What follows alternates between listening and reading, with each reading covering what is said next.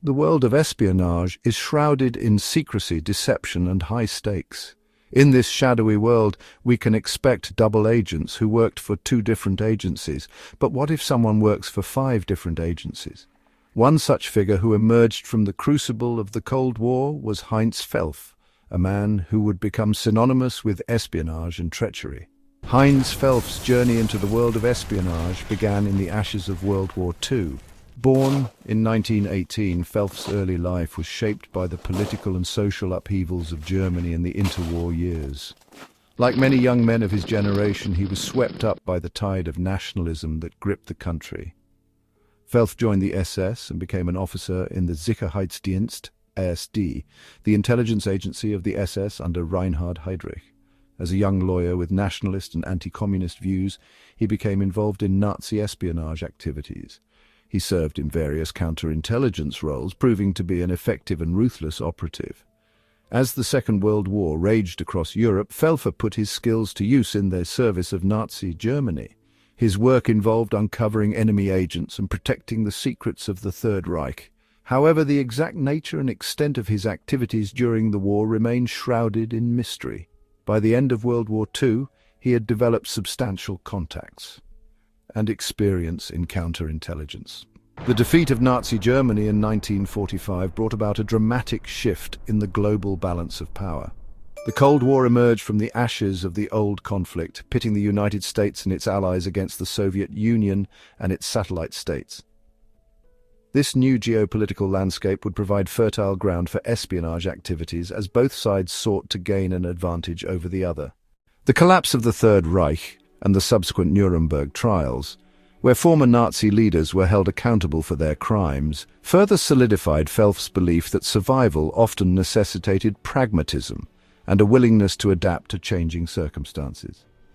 As the victorious Allied powers set about dismantling the remnants of the Nazi state, Felfe found himself facing an uncertain future.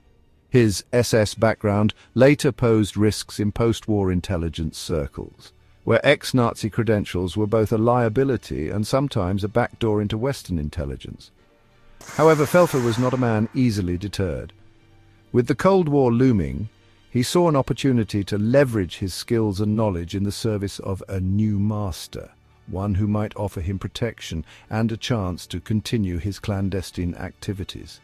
After the war, Felfe was recruited into the Gehlen organization, which was founded by Reinhard Gehlen, Hitler's chief of military intelligence on the Eastern Front. The Gehlen Org was under the patronage of the CIA and MI6, serving as a de facto Western intelligence agency in West Germany. Felfe's early post-war work against the Soviet Union was technically under the umbrella of Western interests, including British MI6, though not directly employed by them. British intelligence later felt embarrassed that Felfe, someone with a Nazi past and later a Soviet agent, had operated so close to their sphere.